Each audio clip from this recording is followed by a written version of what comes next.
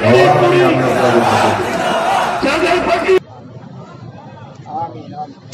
শরীফ আল্লাহর সাথে আল্লাহ বন্ধু মিলন আল্লাহর হাবিব ইরশাদ করেন যে মৃত্যু হচ্ছে বন্ধুর সাথে বন্ধুর মিলনের সেতু। তাই বলি আল্লাহ সকলের যদিও মৃত্যু নাই, আল্লাহ ইল্লাহ লা ইয়ামুত। হাদিস শরীফে রাসূল পাক সাল্লাল্লাহু আলাইহি ওয়াসাল্লাম ইরশাদ করেন, তারপরেও এই মধুময় মিলন আল্লাহ পাকের সাথে আল্লাহর বন্ধুর মিলন, এই মিলনকে আমরা স্মরণ করে সেই মহাকামের সহমতে থেকে আল্লাহ বন্দিগি করে তার উসিলা নিয়ে তার দোহাই দিয়ে আমরা আল্লাহর কাছে হাত পাতবো, আমরা নামাজ পড়বো, আমরা জিকির করবো, আমরা মিলাদ শরীফ করবো, আমরা কিয়াম করবো, আমরা মুরাকাবা মুশাহাদা করবো, আমরা শুভ মহাসভা শিক্ষা নেব, কালবেন সালিম আমরা শিক্ষা নেব। সেই জন্য এই মহাপবিত্র বিশ্বরূপ শরীফ 2022 অনুষ্ঠিত হতে যাচ্ছে সামনে বিজয়ের এই মাসে। আমি এই দাওয়াতে এসেছি যেহেতু এই মাসটি জাতির জন্য পবিত্র মাস। দেশের স্বাধীনতা প্রাপ্তির বিজয়ের এই আনন্দঘন মাসে আমি মহাপবিত্র বিশ্বরূপ শরীফ 2022 আপনাদেরকে এবং আপনাদের মাধ্যমে দেশবাসীকে আমি আমন্ত্রণ জানাচ্ছি।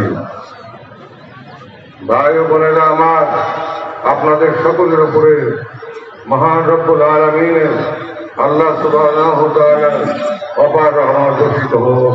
আসসালামু আলাইকুম ওয়া রাহমাতুল্লাহি ওয়া বারাকাতুহু। ওয়া আলাইকুম আসসালাম ওয়া রাহমাতুল্লাহি ওয়া বারাকাতুহু। বক্তব্যের প্রারম্ভে আদবের নিদর্শন করব। চুম্বন নিবেদন করছি আমাদের আকা, আমাদের সাহেব, আমাদের দাস্তগীর, আমাদের রাহনামা, আমাদের কলেজার, আমাদের চোখের মণি, বাদশাহেদুল জাহাজ জামানিয়া, মুজাদ্দেদ জামান, মহিরুল্লাহ, কৃষ্ণ লিখা সাহেবের নূরের পবিত্র কদম কদমকে আরোপ করছি। তেনার আধ্যাত্মিক উত্তরাধিকার, তেনার স্থলাভিষিক্ত আমার অগ্রজ, আমার মাননীয় পূজনীয় হযরত খাজা বড় সাহেব মুজাদ্দিদি সাহেবের পবিত্র কদম মোবারকে এবং শ্রদ্ধা জানাচ্ছি খাজা পরিবারের সকল সদস্য এবং সদস্যদের প্রতি। আমার প্রাণ প্রিয় ভাই বোনেরা, আজকে এই বিজয়ের মাসে শ্রদ্ধা করে স্মরণ করছি স্বাধীনতার স্থপতি, জাতির জনক বঙ্গবন্ধু শেখ মুজিবুর রহমানকে, এবং শ্রদ্ধা করে স্মরণ করছি তেনার পরিবার পরিজন যারা 75-এ এক মর্মান্তিক ঘটনার মধ্যে দিয়ে শাহাদাত বরণ করেছিলেন এবং আল্লাহর দরবারে চলে গিয়েছিলেন। তেনাদেরকে শ্রদ্ধা করে স্মরণ করছি। আল্লাহ পাক বঙ্গবন্ধু এবং তেনার পরিবারকে জান্নাতুল ফেরদাউস নসিব করেন। শ্রদ্ধা করে স্মরণ করছি 71-এ মহান স্বাধীনতা যুদ্ধে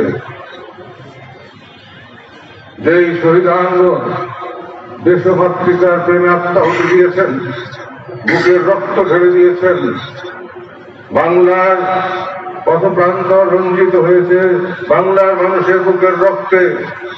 সেই শহীদানদের, সেই 30 লক্ষ শহীদানদেরকে আমি শ্রদ্ধা করে স্মরণ করছি। এবং তেনারা আল্লাহ তাআলার দরবারে চলে গেছেন দেশের ভালোবাসায়, দেশের প্রেমে, দেশের স্বাধীনতা যুদ্ধে তেনারা আত্মাহুতি দিয়েছেন। নিশ্চয়ই আল্লাহ তাআলা তেনাদেরকে সম্মানিত করবেন। আমি আল্লাহর দরবারে ফরিয়াদ করি শহীদানদেরকে যারা জান্নাতুল ফেরদাউস আল্লাহ নসিব করেন। শ্রদ্ধা করে স্মরণ করছি 2 লক্ষ মা বোন যারা নির্যাতিত হয়েছিলেন সেই সব মা বোনদেরকে। আজকের এই দাওয়াতি মহাজলসা, মহামাহফিল, জান্নাতের এই বাগানে আপনারা আমার প্রেমে, আমার ভালোবাসায় ছুটে এসেছেন।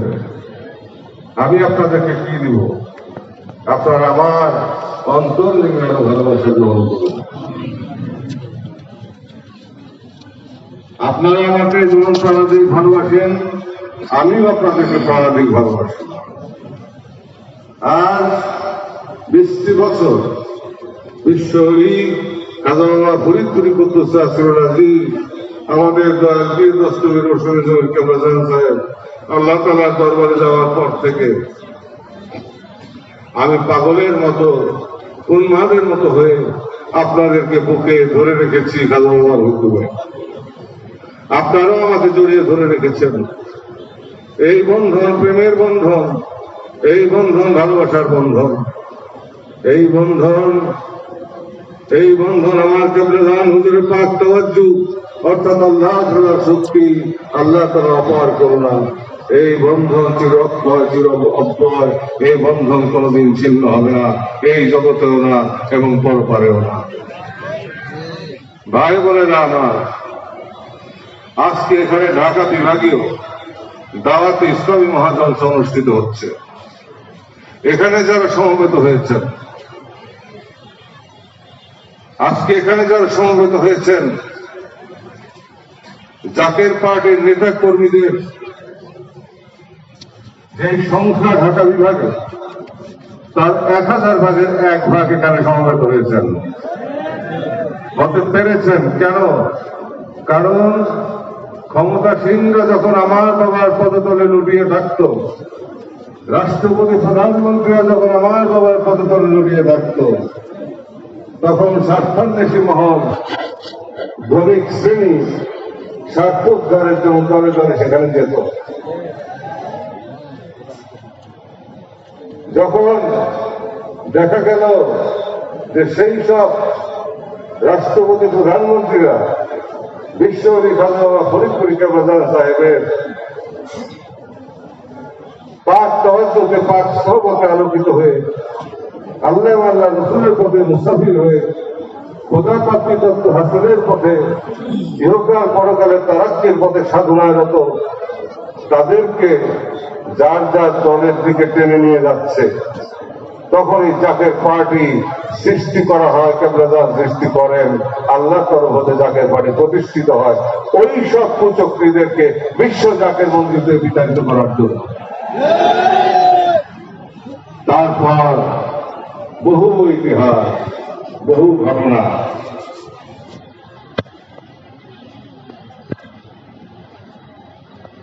এরশাদ সাহেবের পতনের পরে তার নেপথ্যে এই জাকের পার্টি ছিল। জাকের পার্টির ভূমিকা ছিল সকলের রক্ষাতে যত সামরিক বাহিনীর যত কর্মকর্তা অথবা তদানীন্ত রাজনীতিবিদ যারা বেঁচে আছেন, তাদের কাছে জিজ্ঞাসা করলে পাবেন আসল ঘটনাটা কি। আমাদের হাত ধরে ক্ষমতায় এসে আমাদের সাথে বেঈমানি করলো, আমাদের সাথে মুনাফিকি করলো, জাকের পার্টিকে ধ্বংস করার চেষ্টা করলো, কেবলাজানের সাথে বেয়াদবি করলো, বিশ্ব জাকের মন্দিরকে ধ্বংস করার চেষ্টা করলো। আজ তারাই ধ্বংসপ্রাপ্ত হয়েছে। কারণ আল্লাহ তাআলা হাদিসে কুদসিতে আল্লাহ তাআলা ইরশাদ করেন যে আমার বন্ধুর সাথে যারা দুশ্মনী করে, আমি পরওয়ারদিগার তাদের বিরুদ্ধে বা তার বিরুদ্ধে আমি যুদ্ধ ঘোষণা করি, জিহাদ ঘোষণা করি। তাই আমার কেবলাজানের বিরোধিতা যারা করেছে, গীবত যারা করেছে, মিথ্যাচার যারা করেছে, তাদের তকদির পড়ে গেছে, কারোরই ভালো হয় নাই। আজকের এই মহাজলসায় আমার ভাই বোনদেরকে বলবো যে ইসলাম নিয়ে বহু খেলা হচ্ছে। রাসূল পাক সাল্লাল্লাহু আলাইহি ওয়াসাল্লাম এই আখিরি জামানা সম্পর্কে ভবিষ্যৎবাণী করেছিলেন, হাদিস শরীফে এসেছে, আখিরি জামানে এমন একটা সময় আসবে যখন তামাম দুনিয়াতে প্রাসাদপূর্ণ মসজিদ থাকবে, অগণিত মুসলমান দেখা যাবে, কিন্তু তারা হবে সমুদ্রের ঢেউয়ে ফেলার মতো। পরীক্ষায় তারা টিকবে না, মসজিদের পবিত্রতা ক্ষুণ্ণ হবে, কোরআন শরীফ থাকবে, তার তাফসীর থাকবে না। আলেমগণ দ্বীন ইলম হাসিল করবে দুনিয়া লাভের উদ্দেশ্যে। বনি ইসরাইল ৭২ ভাগ হয়েছিল, আমার উম্মত ৭৩ ভাগ হবে, যার ৭২ ভাগ জাহান্নামে যাবে। ১ ভাগ থাকবে আহলে সুন্নাত ওয়াল জামাত। আহলে সুন্নাত ওয়াল জামাত শুধু মুখে বললে হবে না, আহলে সুন্নাত ওয়াল জামাত তারাই যারা রাসূল পাক সাল্লাল্লাহু আলাইহি ওয়াসাল্লামের চরিত্রে চরিত্রবান। সেই চরিত্রে পূর্ণ চরিত্রবান ছিল আমার কেবলাদার বিশ্ব ওলি খাজা ফরিদপুরি। তেনারই সংস্পর্শে, তেনারই সান্নিধ্যে আপনারা সেই খাসলত, সেই গুণ, সেই জ্ঞান আপনারা লাভ করেছেন, লাভ করছেন এবং লাভ করবেন। আল্লাহ তাআলার অমোঘ রহমত, আল্লাহ তাআলার অপার রহমতে করুণার বৃষ্টি আপনাদের উপর অবারিতভাবে বর্ষিত হতেই থাকবে। কারণ আপনাদের মধ্যে একতা, আপনাদের মধ্যে ইমানের দৃঢ়তা, আপনাদের মধ্যে সাম্যের শিক্ষা, ভ্রাতৃত্বের শিক্ষাকে আপনারা শিক্ষা দিয়েছেন। কলেমার উপরে আপনাদেরকে প্রতিষ্ঠিত করেছেন এবং নামাজ, রোজা, হজ, যাকাতের আহকাম সম্পর্কে আপনাদেরকে শিক্ষা দিয়েছেন। হুজুরির কারণে কিভাবে নামাজ পড়তে হয় তারা তিনি শিক্ষা দিয়েছেন। নামাজের মধ্যে আল্লাহ তাআলার মেরাজের জগতে কিভাবে যেতে হয়, আল্লাহ তাআলার সান্নিধ্য কিভাবে পেতে হয় তাও তিনি শিক্ষা দিয়েছেন। আজকে সেই আত্মশুদ্ধির পথকে, তাজকিয়ায়ে নাফসের পথকে, সেই আল্লাহ তাআলার রেজাবন্দি হাসিলের পথকে অস্বীকার করা হয়।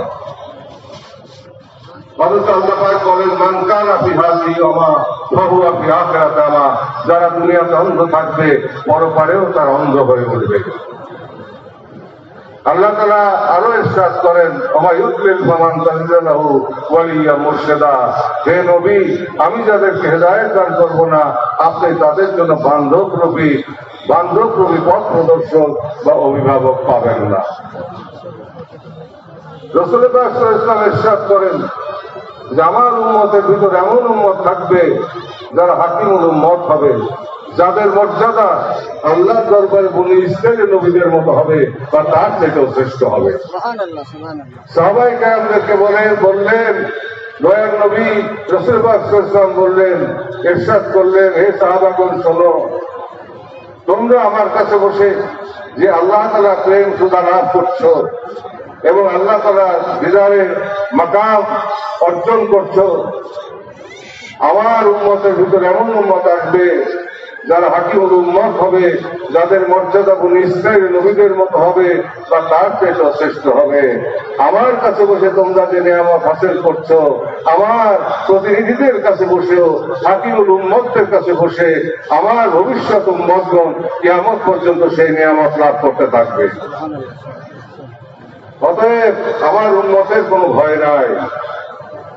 সেই জন্য ওলিয়াল্লাহ সকল পাওয়া বড় কঠিন।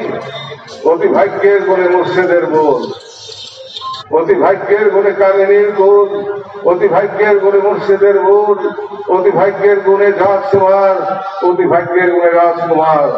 আল্লাহ তাআলা যাদেরকে ভাগ্যবান করেছেন, আল্লাহ বাকি তাদের জন্য ওলিয়ে কামেল, আকামের ওলি, মুর্শিদে কামেল দান করেছেন পথ দেখানোর জন্য, অভিভাবক হিসাবে। সেই জন্য কেবলাদার বলতেন, বাবা পীরের মতো দরদি নাই, পীরের মতো দরদি হবেও না, সেদিন বুঝবা যেদিন তোমার নাপাক দিল তোমার পীরের পাক দিলের সাথে মিশে যাবে। তখন রুকনাবা তোমার পীরের দিল হইতে, রুকনাবার দুনিয়া হইতে এমনই এক লক্ষ্য তোমরা লাভ করতে থাকবা যা বেহেশতেও মিলবে না। সেই রুকনাবার দুনিয়া হচ্ছে তোমার পীরের পাক দিল। এটাই হচ্ছে সেই প্রেমের পথ, এটাই হচ্ছে সিরাজ মনিরার সেই পথ, এটাই হচ্ছে নবী প্রেমের পথ। দয়াল নবী রাসূল পাক সাল্লাল্লাহু আলাইহি ওয়াসাল্লাম ইরশাদ করেন যে, হে মুসলমানগণ, তোমরা যদি মুমিনে কামেল হইতে চাও তাহলে লা ইউমিনু আহাদুকুম হাত্তা আকুনা হাব্বা ইলাইহি মিন ওয়ালিদিহি ওয়া ওয়ালাদিহি ওয়ান নাসি আজমাইন। তোমরা তোমাদের বাবা মা ভাই বোন আত্মীয় স্বজন দুনিয়ার সমস্ত সন্তান সন্ততি দুনিয়ার সমস্ত মানুষ এমনকি তোমার নিজের জীবন থেকেও আমি নবীকে বেশি ভালোবাসো, তবেই তোমরা মুমিনে কামেল হইতে পারবা। আর যখন তোমরা মুমিন হবা তখন তোমাদের কালবের দরজা খুলে যাবে। কুলুবুল মুমিনিন আর শুনলা। রাসূল ইসলাম আরো ইরশাদ করেন, সালুহা সালুহা কুল্লিহি ওয়া ফাসাদাত ফাসাদাত কুল্লিহি আলা ওয়া হিয়াল কালব কুলুবুল মুমিনিন আর শুনলা। এই কালবের জ্ঞান, এই কালবের সালিম, এই কালবের বিষয়ে আমাদের মধ্যে কোনো কথা নাই, এই নিয়ে আমাদের চর্চাও নাই।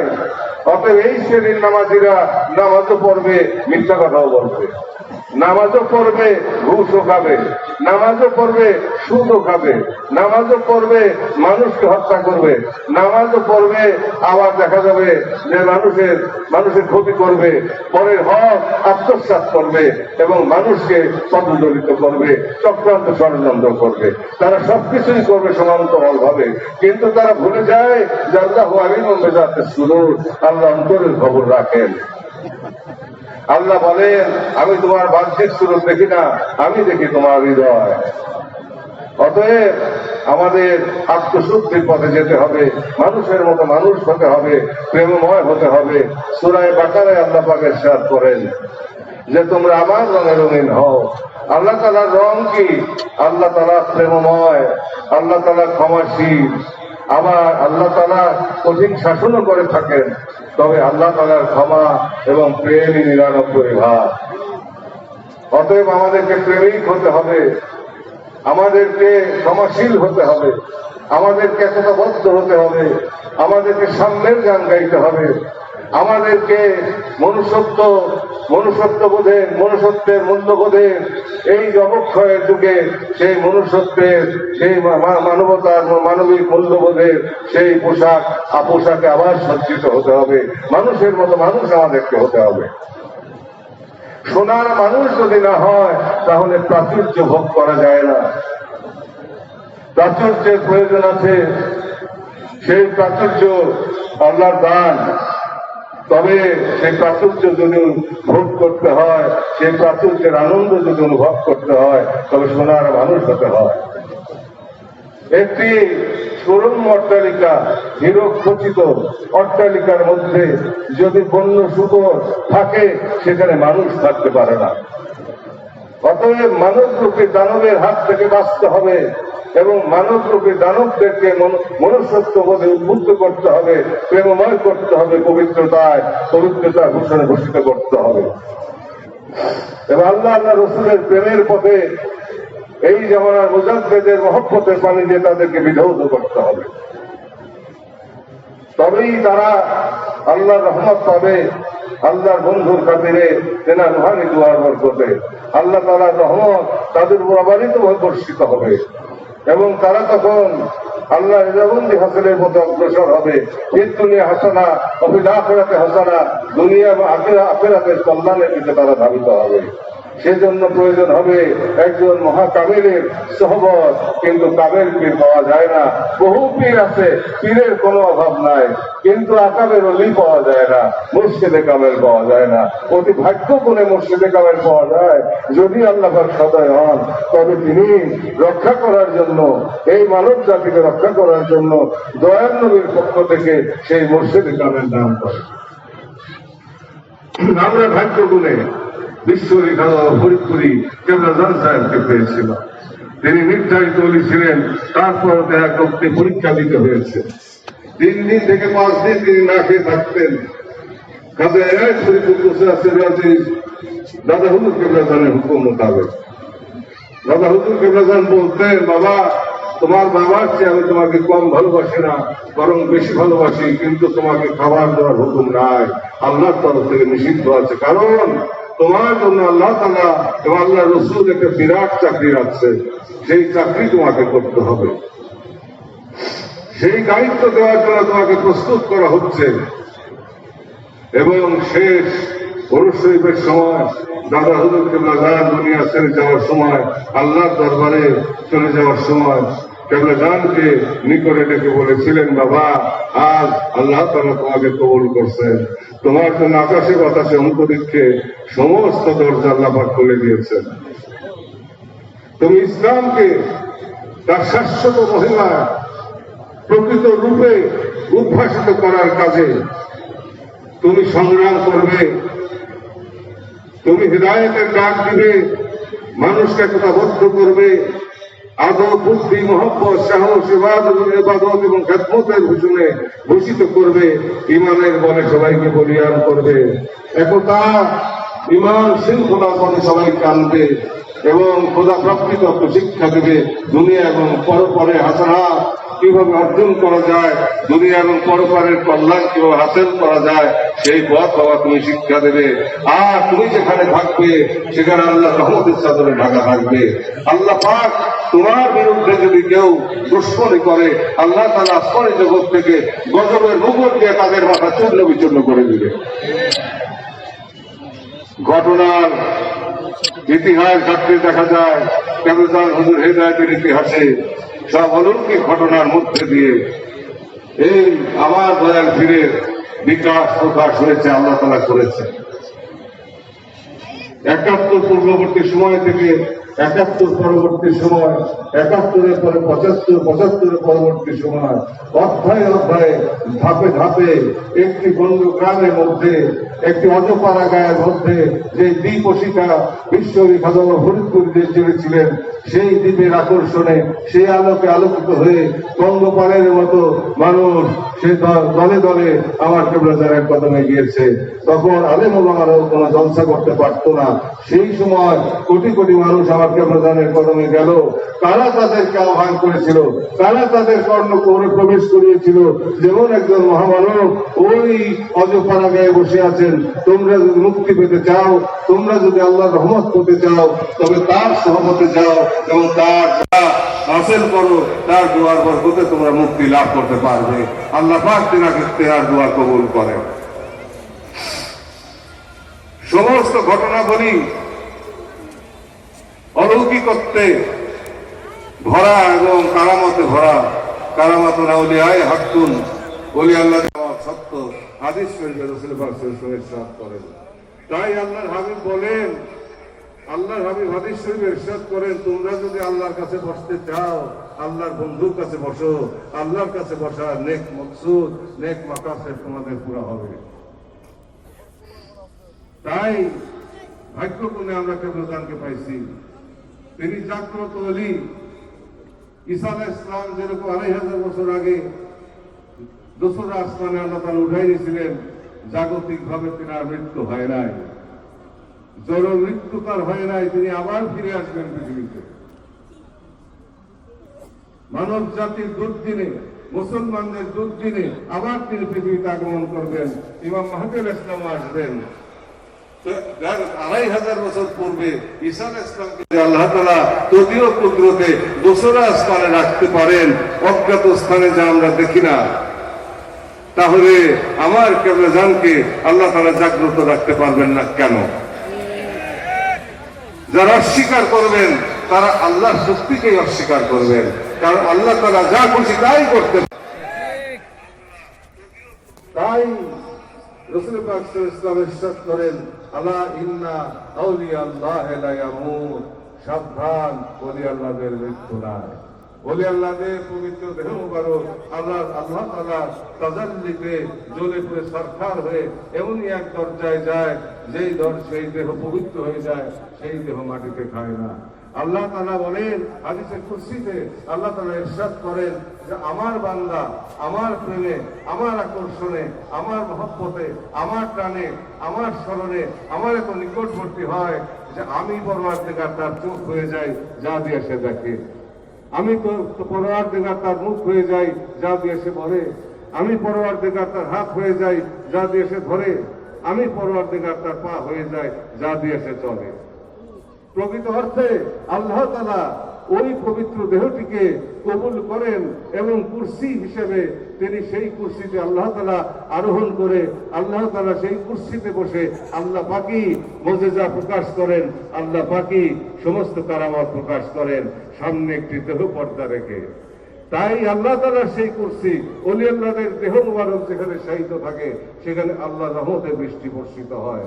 তাই ওলি আল্লাহদের মাজার শরীফ, ওলি আল্লাহদের রোজা পাক জিয়ারত করলে আল্লাহর রহমতের বাড়িধারায় সিক্ত হওয়া যায়।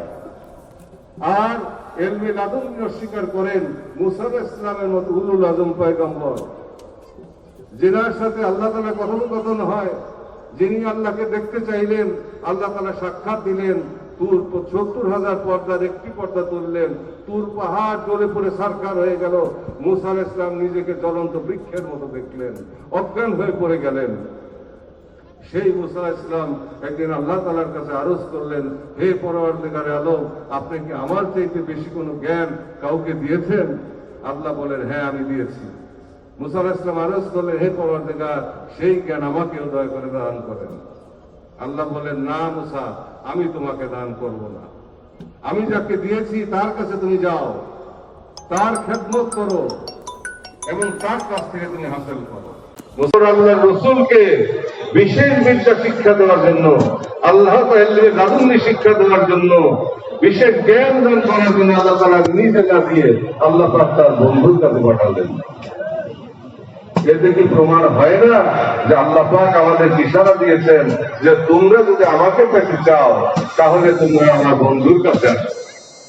এই সমস্ত কুচক্রী মহল বিভিন্ন স্থান থেকে অর্থ সংগ্রহ করে তারা বিভৎস রূপে ইসলামকে প্রেমের ইসলাম, সাম্যের ইসলাম, ভ্রাতৃত্বের ইসলাম, মনুষ্যত্ববোধের ইসলাম, বিশ্ববাসীর আশ্রয়স্থল ইসলাম, বিশ্ববাসীর নিরাপত্তার অভয়ারণ্য ইসলাম, সে ইসলামকে বিভৎস রূপে বিকৃত রূপ উপস্থাপন করে তারা রক্তপাত ঘটিয়ে মানুষ হত্যা করে বোমাবাজি করে তারা ইসলামকে বিকৃত রূপে উপস্থাপন করে বিশ্ববাসীর কাছে বদনাম ছড়াচ্ছে। এবং এই ধারাবাহিকতা 2004 সালে যেই ঘটনাগুলি তখন ঘটছিল, এমন ষড়যন্ত্র বাংলাদেশে হচ্ছিল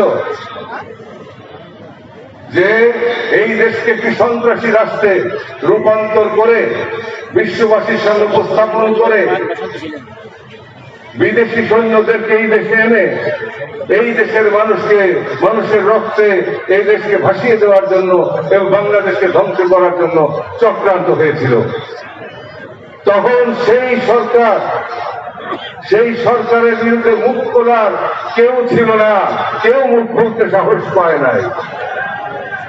আমরা তখন ঝাঁপিয়ে পড়ে তাদেরকে ক্ষমতার থেকে দূরে সরিয়ে দিয়েছি। কারণ ইসলাম রক্তপাতের ধর্ম নয়।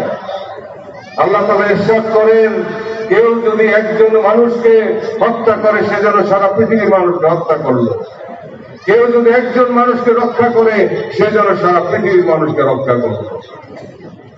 আল্লাহ তাআলা বলেন, রাসূলুল্লাহ সাল্লাল্লাহু আলাইহি ওয়াসাল্লাম ইরশাদ করেন, হিংসা তোমরা করো না, হিংসা তোমার নেক আমলকে তেমনি ভাবে প্রজ্বলিত করবে যেমনি ভাবে আগুনে পাতাগুলি পুড়ে ছাই হয়ে যায়।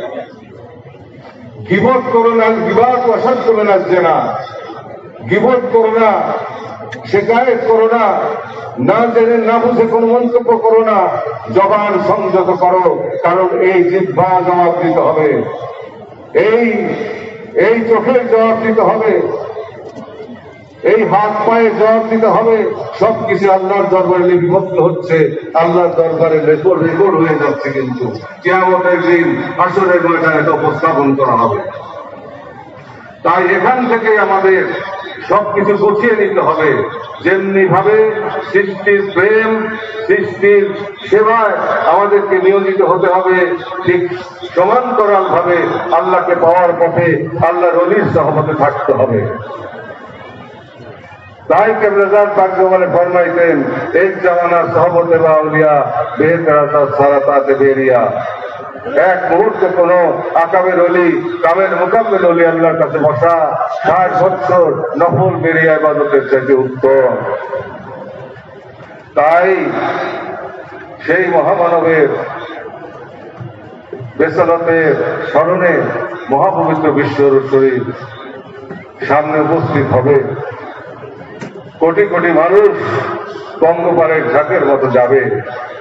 বাবার মহব্বতে পাগল হয়ে চোখের পানিতে ভেসে সেই প্রেমে পাগল করা হয়ে সেখানে ছুটে যাবে এবং এবং মোরাকাবার জগতে, ধ্যানের জগতে কেবলানকে খুঁজবে।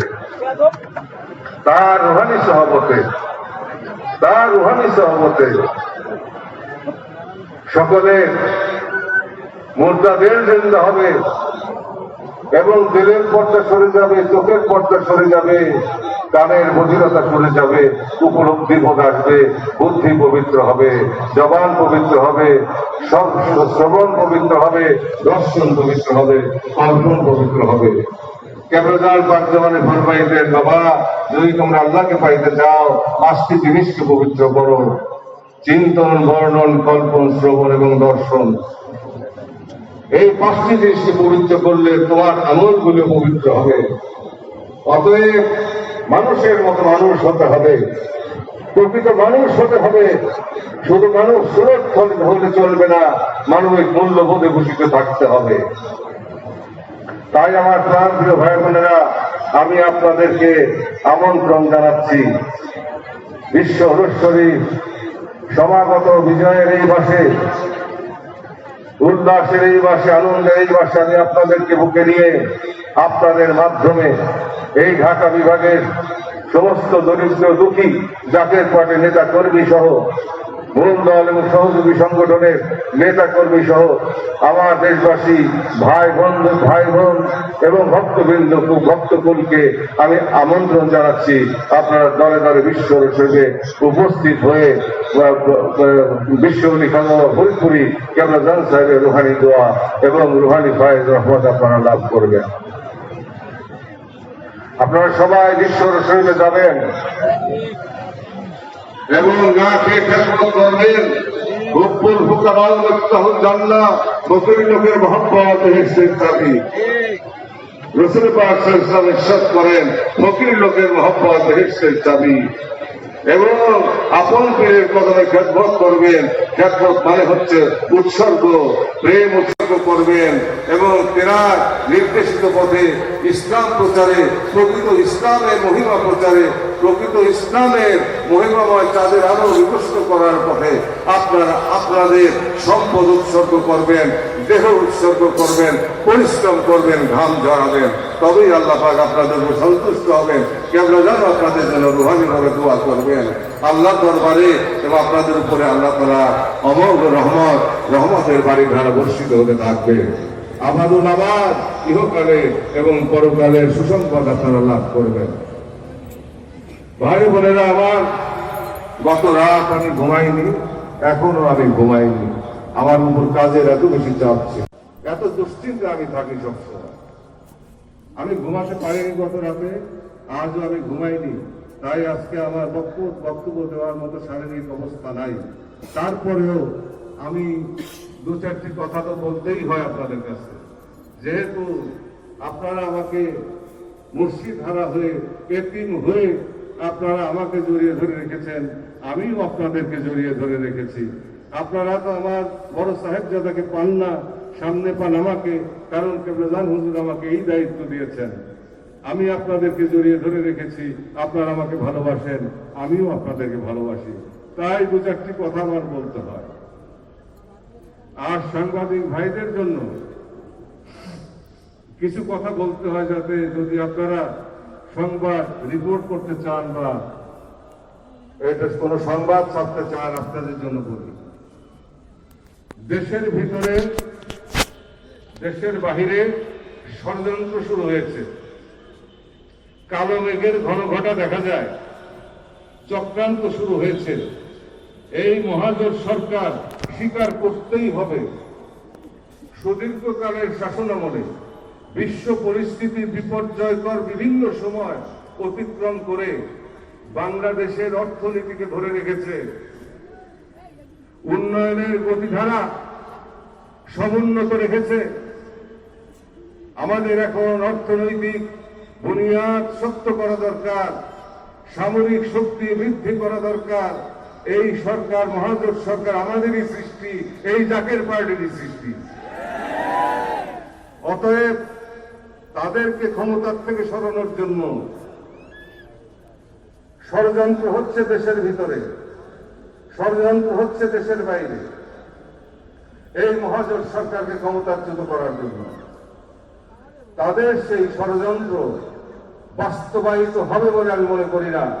কারণ যারা এই দেশে রক্তপাত ঘটিয়েছে, এই দেশে বোমাবাজি করেছে, এই দেশে বোমা মেরে নিরীহ মানুষ হত্যা করেছে এবং সন্ত্রাসী রাষ্ট্র হিসেবে বাংলাদেশকে পৃথিবীর কাছে পরিচিত করতে চেয়েছে, বিদেশি সৈন্যদেরকে এই দেশে এনে রক্তের হোলি খেলা খেলতে চেয়েছে, আমরা তাদেরকে দ্বিতীয়বার ক্ষমতায় আসতে দেব না।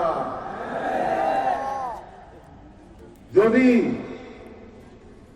আমি সরকারকে বলতে চাই, আপনারা এগিয়ে যান, উন্নয়নের ধারাকে সমুন্নত রাখেন, আমরা আপনাদের পাশে আছি। যতদিন আপনারা দেশবাসীর উন্নয়নে, দেশের উন্নয়নে কাজ করবেন, আমরা আপনাদের পাশে থাকব। আর কোন কারণে আল্লাহ না করুক, যদি দেশের অভ্যন্তরে অথবা আঞ্চলিক রাজনীতির ষড়যন্ত্রের প্রেক্ষাপটে অথবা আন্তর্জাতিক ষড়যন্ত্রের কারণে যাকে এই মহাজোট সরকারের সরকার পরিচালনা অসম্ভব হয়ে ওঠে, তাহলে সেই শূন্য স্থান পূরণ করবে জাকের পার্টি।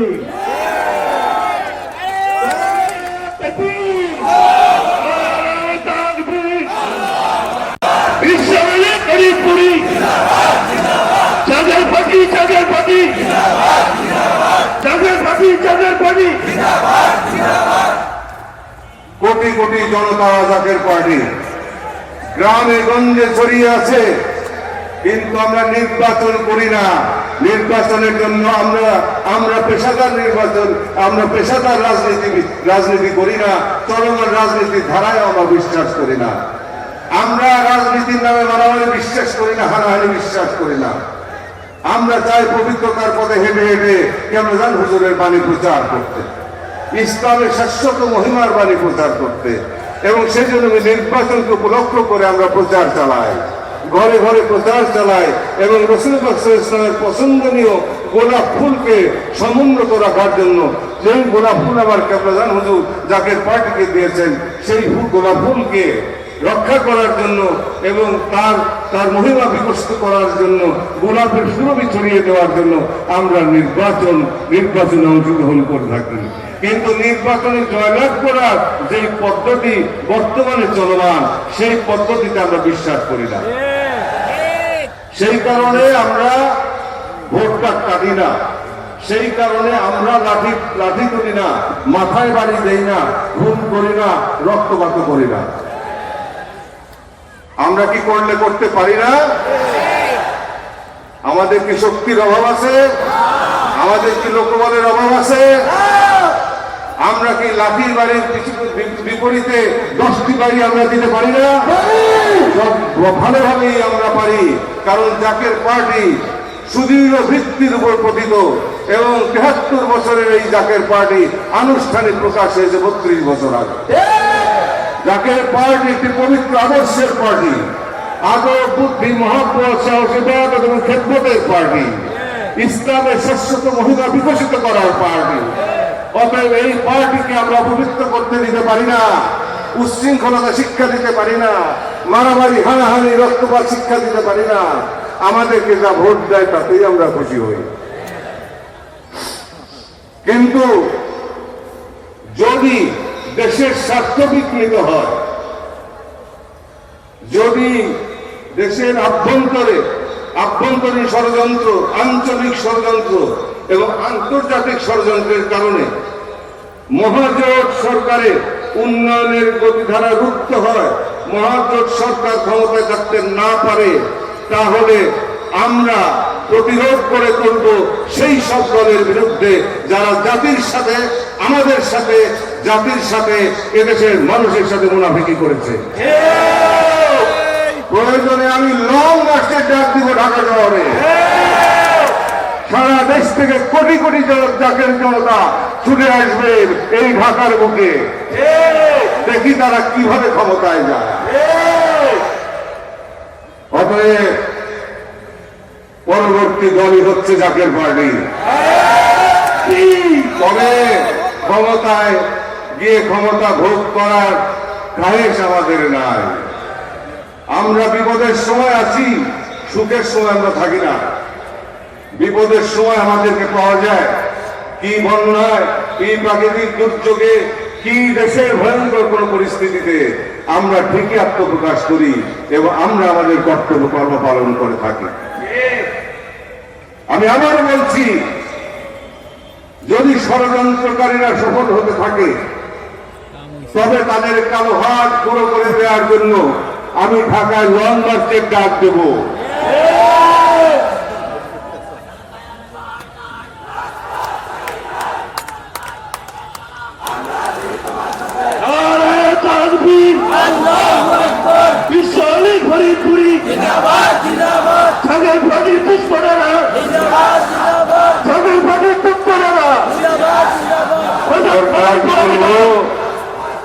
আপনারা উন্নয়নের ধারা অব্যাহত রাখেন, আমরা সাথে আছি।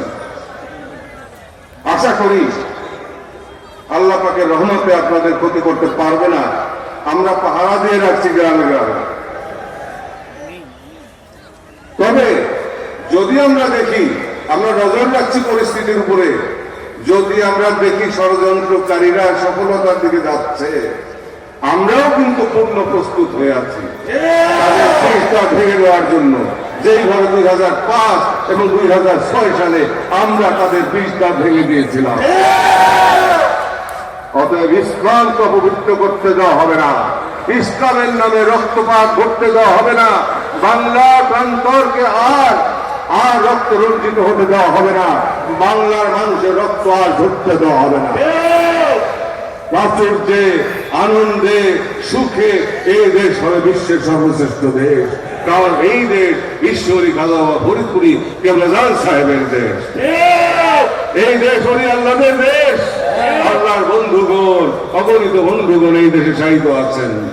ঈশ্বরী খাজা ফরিদপুরি কেবলাজান সাহেবও এই দেশেই শায়িত। অতএব এখানে আল্লাহ রহমত বর্ষিত হবেই, অপশক্তি নিপাত হবেই, মানবরূপী দানবের বীজ তার ভাঙবেই, সত্যের বিজয় হবেই, মিথ্যা দূরীভূত হবেই। অকুঞ্জাল হাত অজাহাল বাতিল ইন্নাল বাতিল কানা যাহুকা। সত্য সমাগত, মিথ্যা বিদরিত, সত্যের জয় অবশ্যম্ভাবী।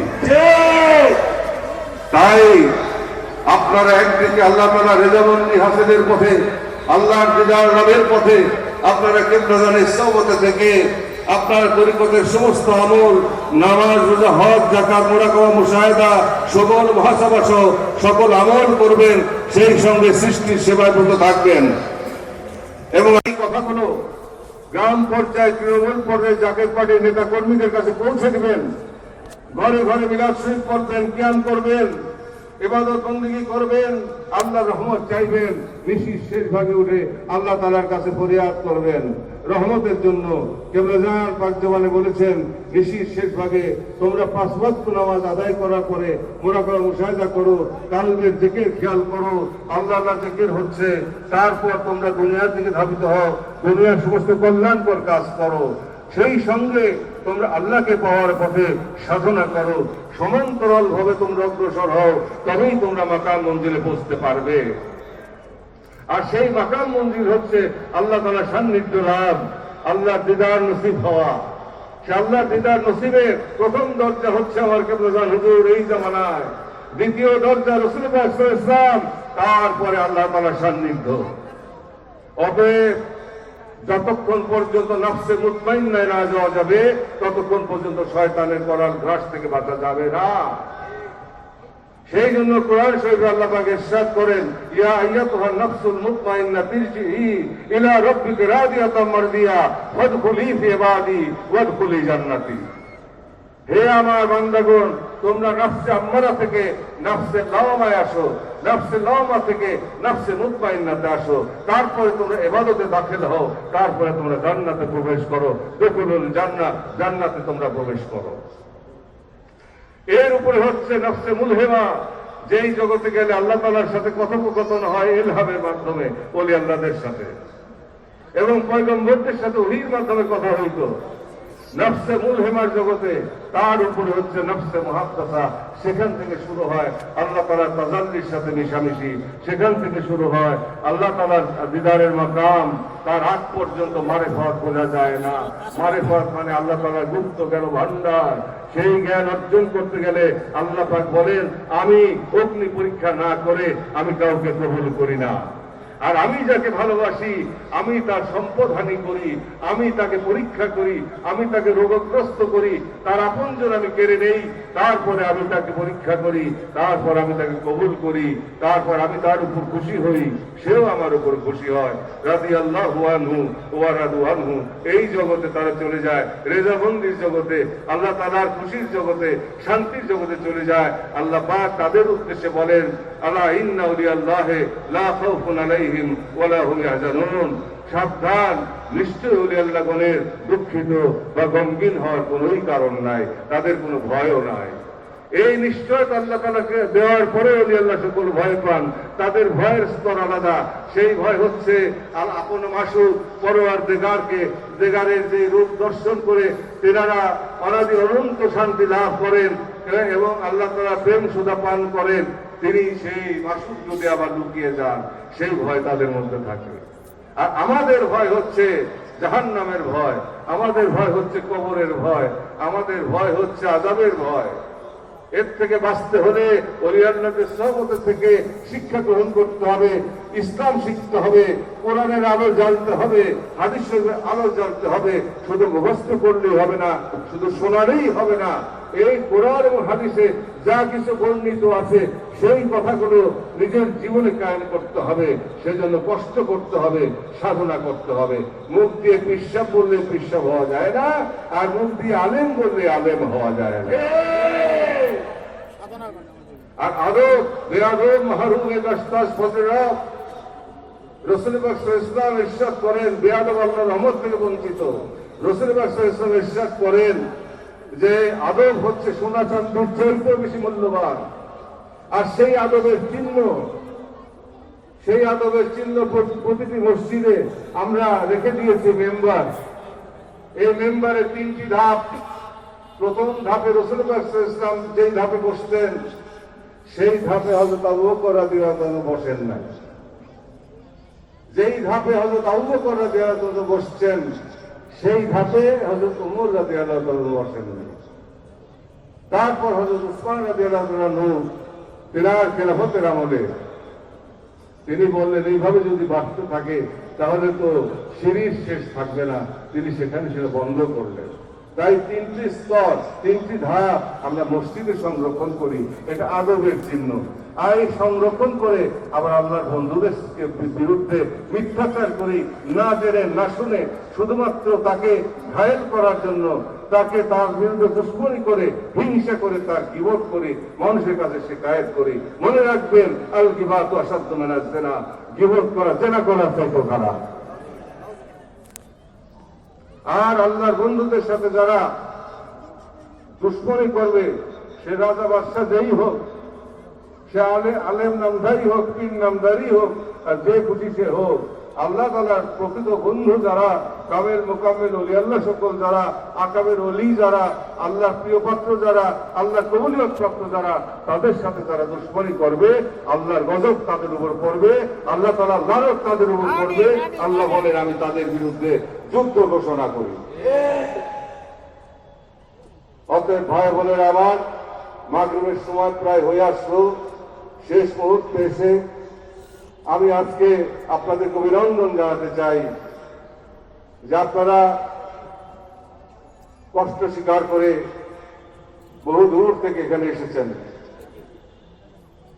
লক্ষ লক্ষ ভাই এই ঢাকা বিভাগে, ভাই বোন তারা অর্থাভাবে আসতে পারে নাই, যানবাহনের ভাড়া তাদের নাই, কারণ সেই সব স্বার্থান্বেষী মহল আমার বাবার কদম থেকে সরে যাওয়ার পরে, আমার বাবার কদম থেকে সরে যাওয়ার পরে আমার বাবার কদম ধরে রেখেছে গরিব দুঃখী মেহনতি জাকেরা। তারা অর্থভাবে অনেক কিছু করতে পারে না, বিন্দু বিন্দু করে মহাসিন্ধু তারা তৈরি করে। এই শিক্ষাই আমার কেবলাজান দিয়েছেন, এই শিক্ষা দিয়েছিলেন রাসূল পাক সাল্লাল্লাহু আলাইহি ওয়াসাল্লাম। এটাই নবীদের পথ, এটাই পয়গম্বরদের পথ। জাহের এবং বাতের পবিত্র হয়ে দুনিয়ার মানুষকে সত্য পথে আহ্বান করা, শান্তির পথে আহ্বান করা, কল্যাণের পথে আহ্বান করা, একতার পথে আহ্বান করা, ঈমানকে সুদৃঢ় করা, প্রেমিক হওয়া এবং হৃদয় ক্ষমাশীল হওয়া, দয়াময় হওয়া এবং প্রয়োজনে শাসন করা। যেমনি ভাবে একটি পরিবারকে লালন পালন করা হয়, তেমনি ভাবে একটি জাতিকে লালন পালন করা, তেমনি ভাবে বিশ্ববাসীকে লালন পালন করা। সেজন্য আল্লাহ পাক বলেন, আমার রঙে রঙিন হও। এই সৃষ্টি জগতের দিকে তাকালেই আল্লাহ তাআলার রং আমরা উপলব্ধি করতে পারি। তাই হে মানবকুল, হে আমার ভাই ও বোনেরা, আজকে আপনাদের মাধ্যমে এই কথাগুলি আমি বললাম। আপনারা আমার কথাগুলো, যেই লাখো লাখো ভাইয়েরা অর্থাভাবে গরিব দুঃখী জাকের পার্টি নেতা কর্মী, মূল্য সহযোগী সংগঠন সময় নেতা কর্মীরা অর্থাভাবে আসতে পারে নাই, বারাক টাকা তাদের নাই, সেই কারণ তাদেরকে আমার শুভেচ্ছা, আমার ভালোবাসা আপনারা পৌঁছে দিবেন। আর আমার মহাপবিত্র বিশ্ব শরীফ 2022-এর আমন্ত্রণ আমি তাদেরকে জানালাম, অগ্রিম ভাবে এই আমন্ত্রণ আপনারা পৌঁছে দেবেন। আর জাকের পার্টি আদর্শ ঘরে ঘরে প্রচার করবেন, শান্তির বার্তা দিবেন, ইসলামের প্রকৃত শিক্ষা তাদের সামনে উদ্ভাসিত করবেন। বিদায় হজের ভাষণে রাসূল পাক সাল্লাল্লাহু আলাইহি ওয়াসাল্লাম যা বলেছিলেন, আজ তা বলা হয় না, না মসজিদে বলা হয়, না টেলিভিশনে বলা হয়। বিদায় হজের ভাষণ বলা হয় না। বিদায় হজে রাসূল পাক সাল্লাল্লাহু আলাইহি ওয়াসাল্লাম বলেছিলেন, ইয়া আইয়ুহান নাস, হে দুনিয়ার মানুষ শোনো। তিনি ইয়া আইয়ুহাল মুসলিমিন বলেন নাই, ইয়া আইয়ুহাল মুমিনিন বলেন নাই, ইয়া আইয়ুহাল আশরাফ বলেন নাই। তিনি বলেছিলেন, ইয়া আইয়ুহান নাস, হে দুনিয়ার মানুষ শোনো। হয়তো এই তোমাদের সাথে আমার শেষ সাক্ষাৎ, আর হয়তো তোমাদের সাথে আবার সাক্ষাৎ নাও হতে পারে। সাবধান, রক্তপাত করো না, ধর্ম নিয়ে বাড়াবাড়ি করো না, ধর্ম নিয়ে জবরদস্তি করো না। ধর্ম নিয়ে বাড়াবাড়ি করতে গিয়ে, ধর্ম নিয়ে জবরদস্তি করতে গিয়ে বহু জাতি আল্লাহর কুপানলে ধ্বংস হয়েছে। সাবধান, আল্লাহকে ভয় করো। আমি দাস প্রথাকে আজ দাফন করলাম, বর্ণবাদকে আমার পায়ের নিচে আমি পতিত করলাম। সবাই মানুষ, একদিন নিশ্চয় জানিও, আরবের উপর অনারব, অনারবের উপর আরবের কোনই প্রাধান্য নাই। কুল্লু মুসলিমুন ইখওয়া, প্রাধান্য যার যার তাকওয়া, যার যার খোদাভীতি। তাই কোরআন শরীফে প্রথমেই আল্লাহ তাআলা ইরশাদ করেন, আলিফ লাম মিম যালিকাল কিতাবু লা রাইবা ফীহি হুদাল লিল মুত্তাকিন, মুত্তাকিদের পথ প্রদর্শক। আমরা কয়জনে আল্লাহকে ভয় করি? ভূমিকম্প হইলে তো কাঁপি, ঝড় উঠলে তো কাঁপি, তাই না? আগুন লাগলে কাঁপি, কিন্তু আল্লাহর ভয়ের কথা আমরা বলি, কতটুকু ভয় আমরা পাই। যদি ভয়ই আমরা পাইতাম, অন্যায়ের কাছ থেকে আমরা বিরত থাকতাম। যদি ভয়ই আমরা পাইতাম, তাহলে জাহান্নাম আমাদের সামনে আসতো, আমরা তো উপলব্ধি করতাম, যদি আমি অন্যায় করি তাহলে আমাকে এখানে জ্বলতে হবে, আমাকে কঠিন শাস্তি ভোগ করতে হবে। আল্লাহর ভয়ে আমরা সৎ পথে থাকতাম, ভালো কাজ করতাম, কল্যাণকর কাজ করতাম, শান্তির পথে, কল্যাণের পথে, একতার পথে বিশ্ববাসীকে একত্রীভূত করতাম, জাতি ধর্ম বর্ণ নির্বিশেষে। মুসলমানগণ তাদের স্বকীয়তা রক্ষা করে, সহনশীলতা, তাদের তাহজিব তামাদ্দুন সংরক্ষণ করে সহনশীলতার পথে অন্য ধর্মাবলম্বীদেরকে রক্ষা করার যে দায়িত্ব মুসলমানদের উপর অর্পিত, আমরা তা রক্ষা করি না। এটা শরীয়তের বিধান, আল্লাহর হুকুম, রাসূল পাক সাল্লাল্লাহু আলাইহি ওয়াসাল্লামের হুকুম।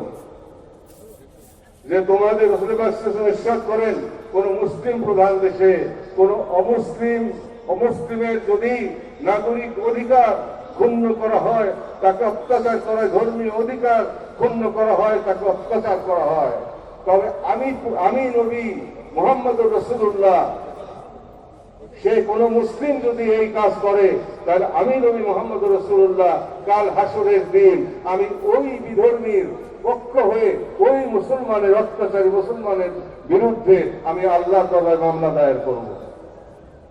এই হচ্ছে ইসলাম, এই হচ্ছে শান্তি, এই হচ্ছে সলম। সলমের বহু বছর ইসলাম আর শান্তির অনুসারীগণ মুসলিম। অতএব অশান্তি যারা সৃষ্টি করে তারা মুসলমান না। আল ফিতনাতু আশাদ্দু মিনাল কাতল। আল্লাহ পাক ইরশাদ করেন, ফিতনা সৃষ্টি করা হত্যাকাণ্ডের চাইতেও মহাপাপ। আর হত্যাকাণ্ড তো মহাপাপই, কারণ যে একজন মানুষকে বাঁচায় সে যেন সারা পৃথিবীর মানুষকে বাঁচালো, যে একজন মানুষকে হত্যা করলো সে যেন সারা পৃথিবীর মানুষকে হত্যা করলো। অতএব আল্লাহর ভয় আমাদের মধ্যে থাকতে, প্রকৃত ভয় থাকতে হবে, মৌখিক ভয় না, প্রকৃত ভয় থাকতে হবে এবং মুমিনে কামেল হইতে হবে, দিদার ইলাহিতে যাইতে হবে, জগতে কল্যাণকর কাজ করতে হবে, মানব জনম সার্থক করতে হবে, তবেই কল্যাণ, এতে কোনো সন্দেহ নাই। এই বলে আপনাদেরকে আমার কিবলান হুজুরের দোয়ার নিচে রেখে আল্লাহ তাআলার হাতে সমর্থ করে দিয়ে আমি আমার বক্তব্য শেষ করলাম। ওয়া আখির দাওয়ানা আলহামদুলিল্লাহি রাব্বিল আলামিন। আসসালামু আলাইকুম ওয়া রাহমাতুল্লাহি ওয়া বারাকাতুহু।